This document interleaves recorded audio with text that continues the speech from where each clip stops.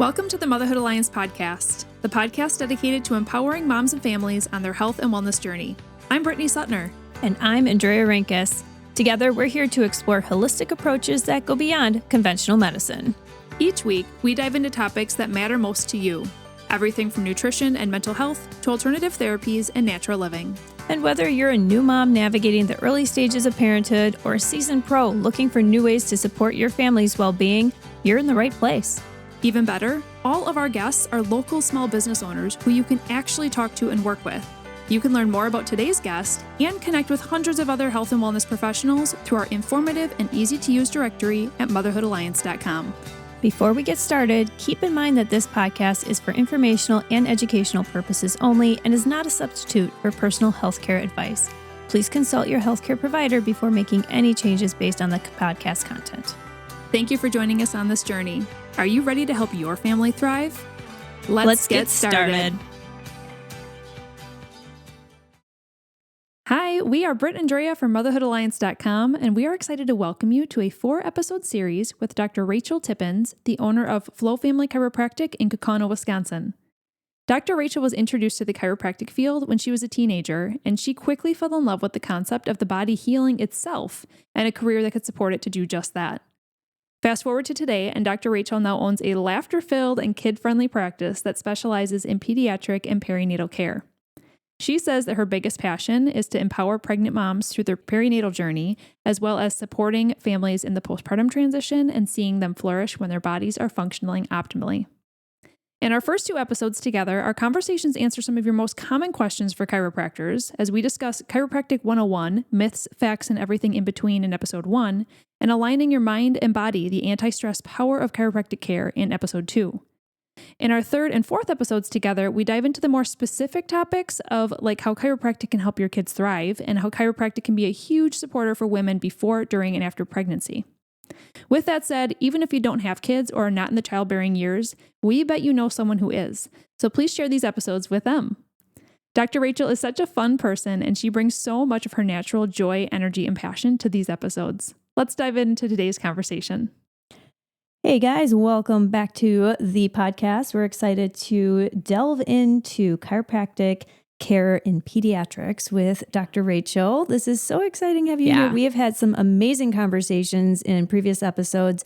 Make sure you guys go back to those. So good. Okay, so let's talk about kids. Let's just talk about newborns right away because you have specialties in this. Like this is part of your passion. You love doing this. Yeah, absolutely. And so let's just first talk about like, I think one of the big questions is like, is it safe for my newborn to get adjusted by a chiropractor? Yeah. Yep.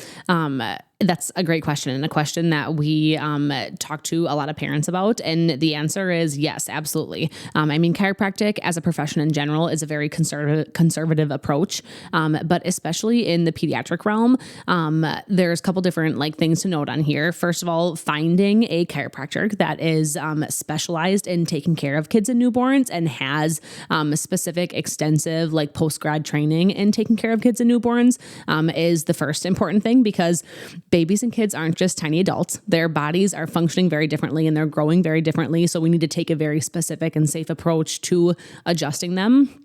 That being said, kids adjustments, and especially with infants, we don't use any pressure more than like the amount of pressure you would use to test the ripeness of an avocado or a tomato. So with infants, a lot of the adjustments that we're doing, I use like my very tip of my fingers and I'm just holding a slight little bit of pressure, maybe doing a little bit of like vibrational movement, kind of feeling around in there, some very gentle ranges of motion, no twisting of the neck or body, any of that way, shape or form. It's very safe and very gentle and very light approach. So What are the benefits? Why would you want to have a newborn see a chiropractor? Yeah. And how early too? Yeah. Both very, very great questions.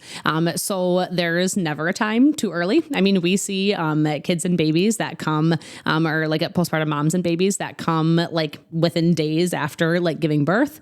And the big part of that is because birth is hard. Birth is hard for mom. Birth is hard for baby.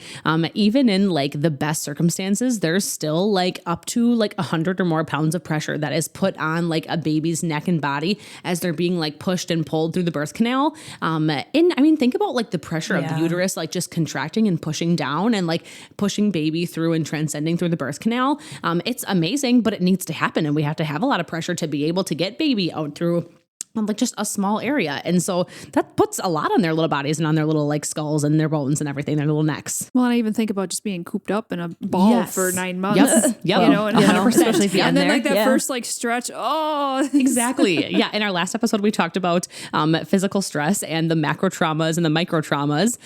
Macro trauma for baby, like those big stressors, boom, in that moment, like birth is a big one. So there's a lot of pressure that's being put there. But then on the micro trauma side of things, those little like repetitions. So being like cooped up, and especially in like that third trimester, like most of baby's development has happened by that time, but their job is to pack on the pounds and to get big. So, cause they're going to lose that continuous feeding loop, and their job is to like get big. So they get jammed in there and cooped in there. So yeah, absolutely. And so what are the benefits then of coming to chiropractic? So like we talked about stress in our last episode and how stress can impact our nervous systems. So that's a big part of like where we start from. If we can start keeping our body in like a healthy, or if we can keep our body in a healthy state, and start there from the beginning, it helps to like not have to unwind the gunk and unpack that as they age. So getting adjusted like right away from birth can help get their nervous system as functional and adaptable as possible. And help with just like the growing process. So a baby's brain over doubles in size in the first year of life. So there's so much that's happening and so much neurological and physical development that they're going through. So chiropractic from that square one can really help, especially in like neonates and like very young babies, with like the latching process, and just helping to make sure that like all the bones and the muscles of like the skull and the mouth and the front and the back of the neck and stuff are all nice and balanced, so that we can get a good, healthy, like deep, consistent latch, is a big part that we start there. And then I would even say that chiropractic, especially in that age, is a lot of like preventative care. So really preventing like ear infections, preventing like head shaping issues, plagiocephaly, things like that, torticollis, colic is a big one, constipation. We see a lot of babies that just like come in and mom and dad don't necessarily have like a distinct like diagnosis or anything, but they're like, they just seem uncomfortable. Like my 2-month-old is just like not happy and not content. And it just like makes life a lot more difficult, and latching can play a major role in that. But sometimes it's just that they're activating more of that fight or flight response in their nervous systems, and which as infants, we are born a little bit more heavy and dominant into that fight or flight response, because we don't have like the skills and like capabilities to be in like a resting, like calm response. So we need to have a little bit more like protection response within our body. But that's then a big part of like where that bonding time with mom and like skin to skin and all that comes into play. But then chiropractic is an amazing foundation for that, to make sure that those stressful moments from like the birth process, we're able to handle and heal and adapt from. Well, and I assume too, you give a lot of education in office too, as far as like with breastfeeding, like switching sides, making sure their neck isn't going from, isn't always in one position. Yes. Yep. Different positions. Yeah. And a lot of it's like, okay, so let's talk about like from the baby and the latching perspective, but also mom's ergonomics. Absolutely. So because how many times like our mom's breastfeeding and they're hunched over and leaning forward, or side lying, and like their body is like kinked and rotated to one side. Yeah. And so ergonomically, we can talk about it from like both perspectives, which is really, really cool. Or even how the crib is set up, or how they're bending over. Yep, 100%. And how we put baby down in the crib and that kind of stuff. Yeah. Yep, absolutely. for sure. Okay, I have a question about newborns, circling back to how you said that you apply tiny pressures, even just like with your finger. Yep. So if it's tiny pressures that you're adjusting a baby's body with, could they just get out of alignment basically right away from other like tiny pressure situations? Like they leave your office, they get put in a baby carrier, and now they're in a certain position with tiny pressures. So how does that kind of balance? So kind of like we talked about, I think in our first episode, there is kind of an open-ended answer to that. There can be times where, if their nervous system is like in more of that fight or flight response, or, like especially when we have babies that come in with like some torticollis issues where their head is tilting, and turning more to one side versus the other, then like if we're only turning to the left and then they go like put in the car seat and like they're sitting on the left side of the car, generally they're going to want to try to look out the window, right? So they're just going to keep looking to that left side again. Versus if we go to the right side and you put them in the car seat on the right side of the car, then they're going to have to turn to the right to try to see like what that stimulation is. So there can be little things like that can then end up just kind of like almost like reversing the adjustment kind of thing. But generally, once we're back in alignment, so long as everything else and all the other interconnective parts of the body, muscles, fascia, all that kind of stuff is balanced as well, that's where we can have like more sustainable adjustments. Well, and consistency, and that's again, right? You have to be consistent with your adjustments. Exactly. And that's exactly what I was just going to say is that's why it's very much so dependent on like each person's unique situation. So sometimes like once a week, every other week for adjustments is good. But when we have those times where we are stuck in more of those patterns, whether it's like a physical musculoskeletal pattern like torticollis, or whether it's more of a like neurological pattern, more like colic, constipation kind of stuff, where we're just holding more tension in like the low back and the nerves that come out of like that low back and pelvis can't communicate well with those like lower abdominal organs and that kind of stuff, then we need more consistency. So can chiropractic help with reflux? Yeah. So colic, reflux, prevention of ear infections, latching issues, constipation, all that kind of stuff. Those are great things to bring babies to for chiropractic. And chiropractic doesn't necessarily have to be, we're not treating a symptom. We're really just trying to optimize the overall health of whoever the patient is, whether it's a baby or an adult or a pregnant mom or a kid. Like we're really just trying to help their body be as adaptable as possible. But colic and reflux are big ones because there are nerves that come out of the like lower belly or come out of like the low back that communicate with the low belly, which can cause some of that like colicky or like uncomfortable. Colic is more a description of symptoms rather than actual diagnosis. Absolutely. And then reflux, same. So there's a nerve that comes out of our brainstem that runs in front of the bones of the upper neck called our vagus nerve. And that vagus nerve comes down through our body and it does so much for our bodies, but it talks about or it innervates and impacts like heart rate, respiratory rate, and digestive function is a big part of that. So if the upper bones of the neck are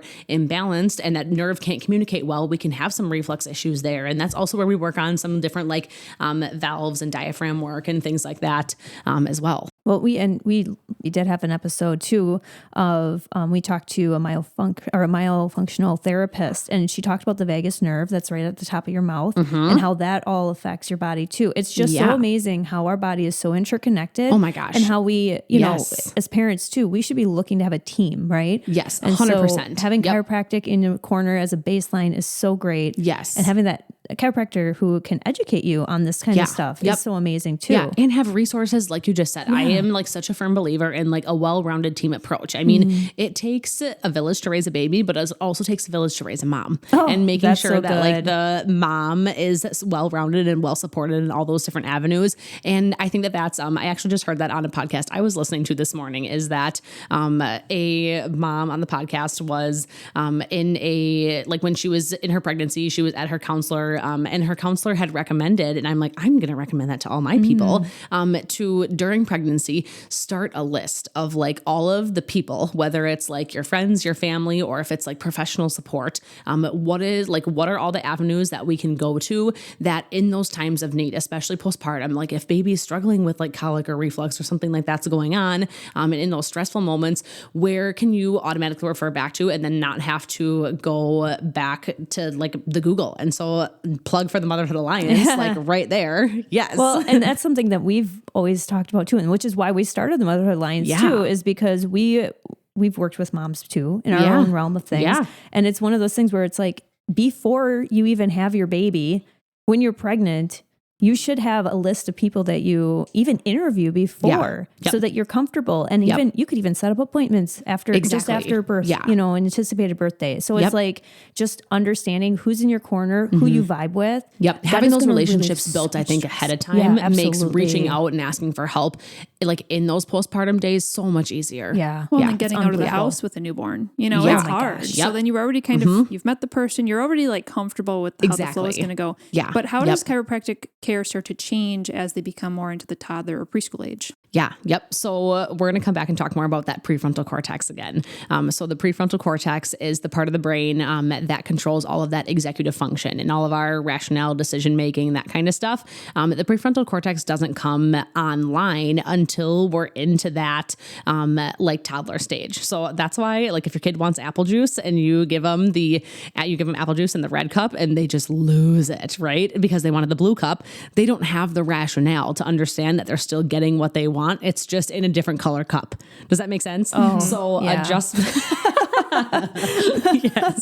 Adjustments to help optimize and start to bring that prefrontal cortex online and wake that up so that we can make sure it's communicating well with different parts of the brain and different parts of the body is an amazing foundation. So, and just like emotional support. I mean, I would say that like in that toddler range, a lot of what we see a lot of toddlers and families for is just helping support emotions, because every emotion is valid, but not every reaction is valid or safe. So learning how we can regulate that is huge. Another big piece of toddlers and preschoolers, at least it was my kids, I don't know about anybody else, but like the boogers are nonstop. So Yes. Are you in office? I think I know what you're going to say, but are you in office where most offices are like, your kid's sick, keep them home? Are you like, your kid's sick, bring them in? Yes, Okay. 100%. Yep. So chiropractic in its nature is really helping support your nervous system function, and your nervous system controls your immune system. And when your nervous system, there's been research that has shown that when your nervous system is functioning more in that fight or flight state,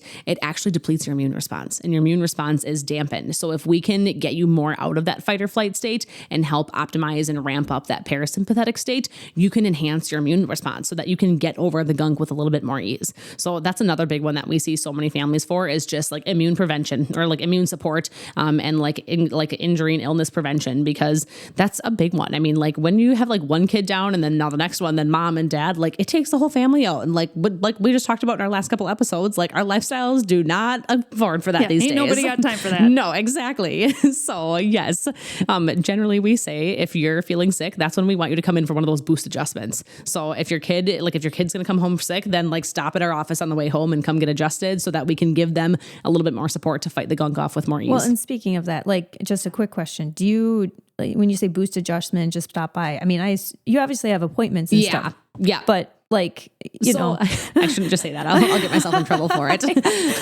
But no, we say like in those moments, send us a text or give us a buzz. If we can squeeze in, especially like kids, like generally kids adjustments are like pretty quick. If we can squeeze a kid in for an adjustment between a couple other visits, we will. Otherwise for sure, like end or beginning of another shift or somewhere we can like try to get them in. So you're just to give them a little bit extra support. Yeah. Yep. The one thing I always have to say is the caveat, like anything that is contagious by touch is our other like, nope, can't do it. So like chicken pox, hand, foot, and mouth, pink eye, because I'm touching people and then I don't want to be a carrier, then touch someone else kind of thing. But if it's like those, all the like general colds, flus, that kind of stuff, yep, for sure come in. I mean, we clean, we sanitize, that kind of stuff. We do a lot to support our own immune system. So yeah. I actually do have a question, kind of going back a little bit younger again, but I was just thinking about how in our last episode, we talked a lot about stress and how physical stress can be a big piece. Yep. What are your thoughts on things like boppies and swings and like the bumbo stools and stuff like that? Because that's obviously going to be more of a physical stressor. Yep. So what are your thoughts on those? So my caveat before I jump into this is that there is generally a time and a place for everything. And when you're a mom and you need to take a shower for 10 minutes, like you got to do what you got to do, and that's okay. But contain the child. Generally, and like do safely. So right. Yep, of course. So generally I would say like boppies for sure. Bumbos for sure are like a no-go. So, and like the jumpers, like the saucer kind of things, those I pretty much are like say are no-go. But generally I say don't put a kid into a position that they can't naturally be in themselves. So if your kid isn't already sitting on their own, don't put them into a bumbo to force them to sit. So, and if your kid is not already like walking and jumping themselves, don't put them in one of those like saucer jumper things, because it's going to impact their hip development and their hip stability. So that's a big one. Yeah. So like doing it a lot, right? Yes. Like if you need to put your kid in a bumbo so you can take a shower for 10 minutes, different story. But like they shouldn't just be kind of like hanging out there for chunks chunks of time. So yeah, because it's impacting how their body is developing, and like the sensory impact that they're getting from like free movement versus being in a container is going to impact then their motor development as well. So in our order of development and why chiropractic plays a role in a lot of this, how we grow is that we have a sensory input and then we create a motor response, and then all cognitive development is preceded by that motor development. So we have to have proper motor stimulation and proper like movement and physical like stimulation to have proper cognition. So does that make sense? Absolutely. It does. Okay, I cool. was the swing addicted mom. That was the only way I could put both of my kids down without literally having to hold them. And I just felt like I never mastered baby wearing. So it was like a saving grace, but also, now I'm older. And sometimes you got to do what you got to do, and you Yeah. figure it out, and it's okay. Yep. Yeah. I'd be curious what I would do differently, like knowing with, things with yeah. knowledge. And that's maybe how different life resources works. now too. Yeah. Yeah. Yeah. Yeah. Yeah. And there's better options out there too. Yes. Yeah. So coming back to kids too, as they grow up, and newborns to kids to older too. So with chiropractic, I know we talked about a lot of ways that they can help. So ear infections, constipation, all that other stuff. What about sleep? Yeah. So it all, again, really comes back to how is our nervous system regulating and how is our nervous system functioning? So if our nervous system isn't communicating well with all the different parts of the body, then those parts of the body can't do their jobs. So especially when we talk about like bedwetting and stuff, people are like, you can take your kid to a chiropractor for bedwetting? Well, yeah, because if the nerves coming out of like the low back and the spine aren't communicating well with the bladder and the brain and the brain isn't signaling to the bladder to properly like release and when to release, then we're going to have issues there. So we have to work on that brain-body connection to enhance how we're communicating and how the body is functioning. So same thing, constipations, ear infections. Ear infections, a lot of it comes back to like balance of the cranial bones and the bones of the upper spine. So if the ear tubes sit right on top of those bones of the neck, so if the bones of the neck are out of balance or out of whack, it can impact the drainage there. So that's why getting adjusted can really help with that as well. What about, so I have kids that are school age. Yeah. Drea does too. Yeah. My son recently was talking about his knees. So like potentially like growing pains. Yep.